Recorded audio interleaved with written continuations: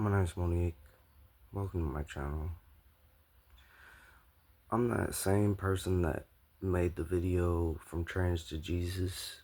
I'm the same person that was on Touching the Afterlife with Julie. Trans to Jesus. I'm the same person, but my story certainly it feels different somehow. And it's really not.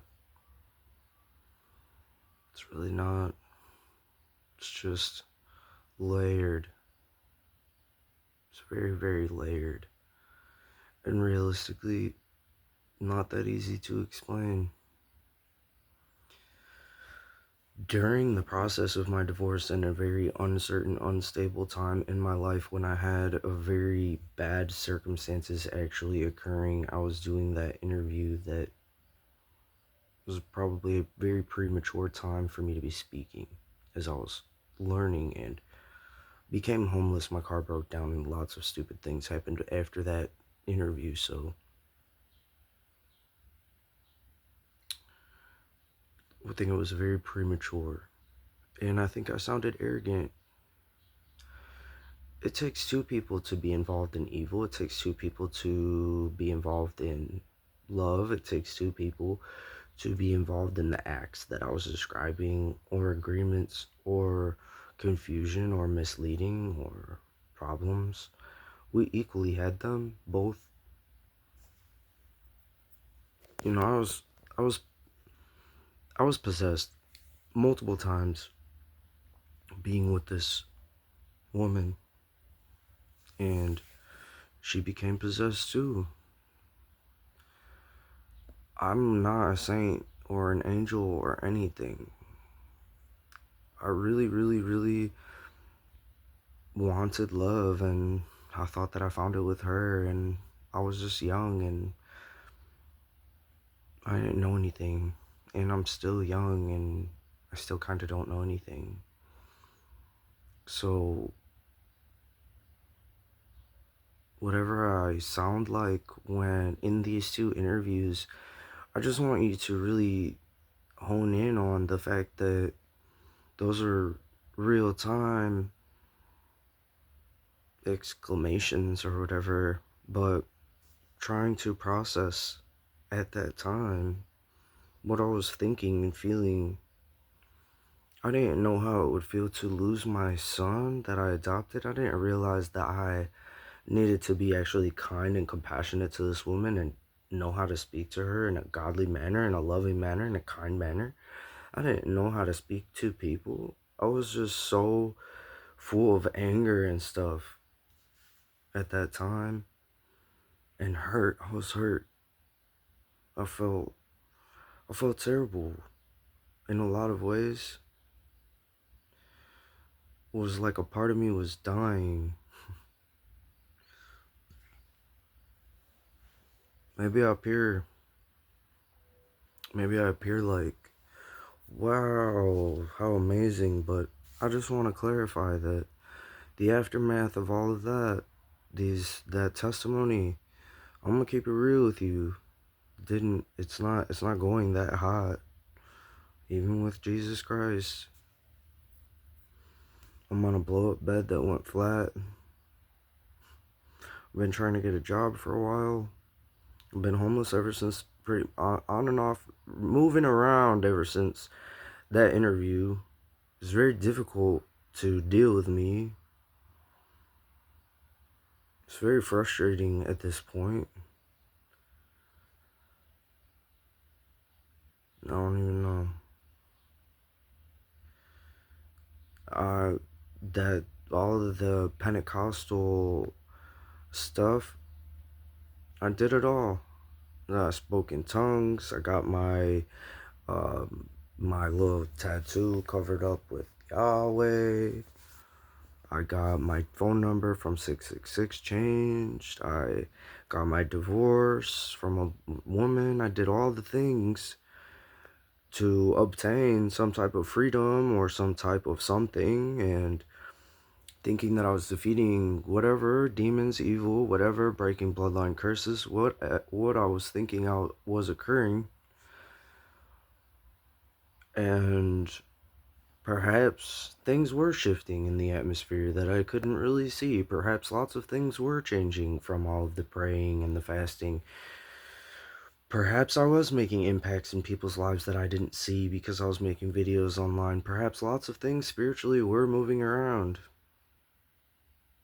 My life was falling apart. And still,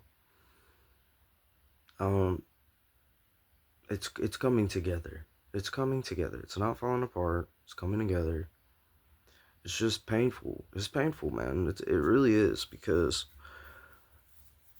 I really I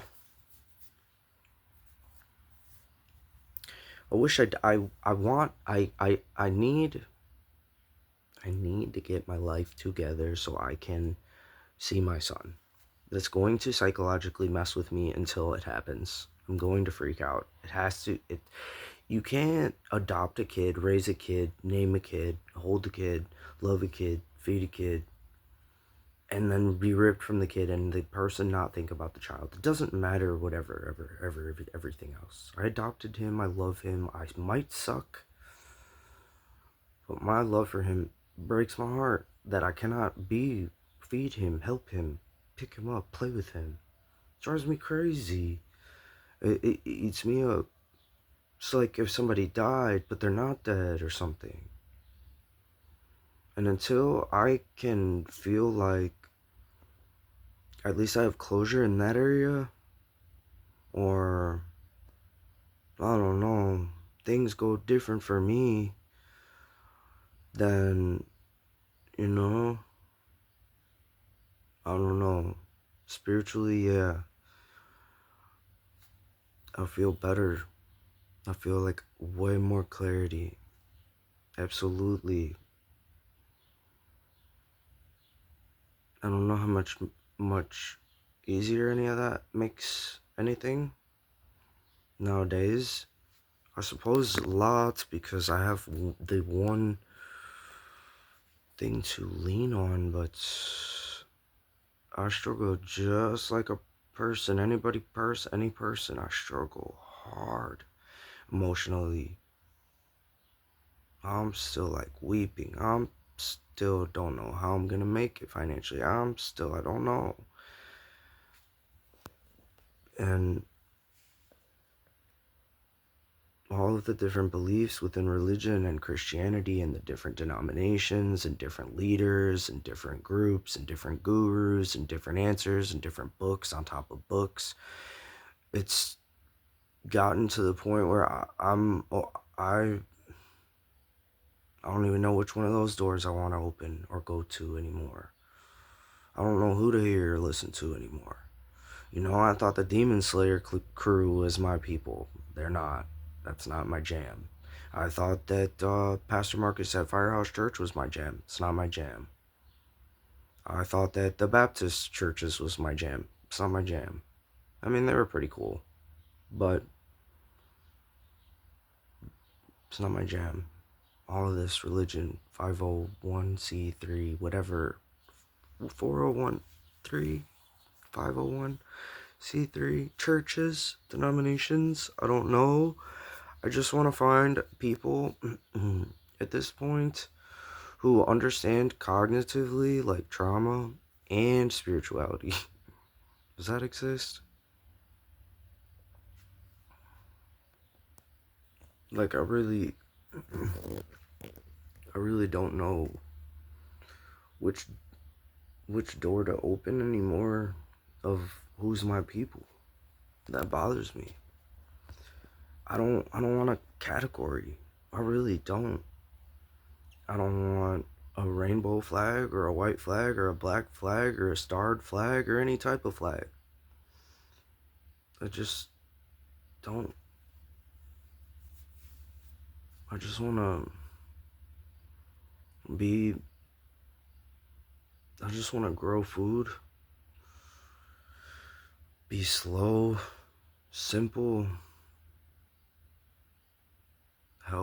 helpful, reliable, good person, good deeds.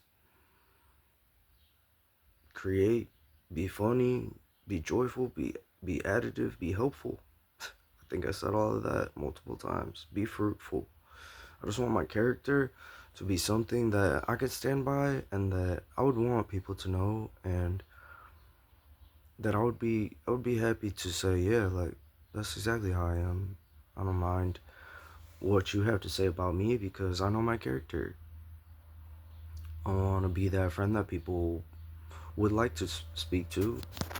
But the more mentally strong that I am, or the more, yeah, the more cognitively strong that I am and aware and healthy, then the better friend that I can be, the more fruit that I can produce anyways. So I'm learning. It's a daily walk. I'm learning. I'm growing. But I'll tell you, like, I've changed a lot of my former beliefs, of my former understanding. The more studies that I've done, I've changed a lot of what I now understand or comprehend of my experiences, my visions, what God's been saying to me, type thing. It's very different than what I thought before. And I certainly think that I was rude the way that I painted my ex-wife as a person who Jesus Christ loves, and who she also loves Jesus Christ and will profess him out of her mouth, and loves her son and her family, and she's a very sweet person. And I don't like the way that I spoke about her. And 50,000 people heard me sound like, to me, kind of a fool. And I shouldn't have to do all of that just to say how much I needed Jesus to help my crazy self, my traumatized mind, which is really what all on my channel for 2 years you can see. I'm just a person, brokenhearted, and I got problems just like anybody else. I'm just studying just like anybody else, just trying to make it.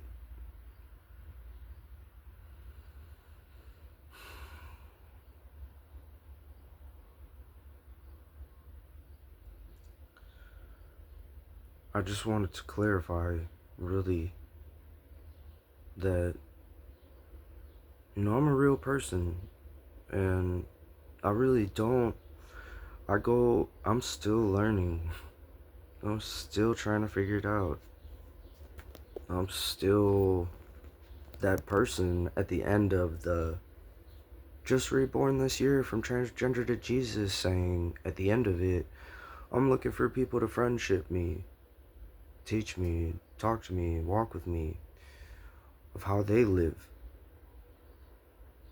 But I still kind of only have a handful of those. I have met some people since that video, that testimony video that God provided, that are super unique, amazing people that I love and I cherish very much since that video. It's four people. And I'm really grateful that this platform has provided me with those individuals that just saw me and care about me and provide me with love and support. Well, a lot of it is just talking, just being there. It's really that simple. Because, well, I'm kind of alone out here. Kind of, sort of. I'm not trying to disregard or downsize or downplay the people that I do have. I love the people I have, and I'm grateful for the people I have. And I mostly would say that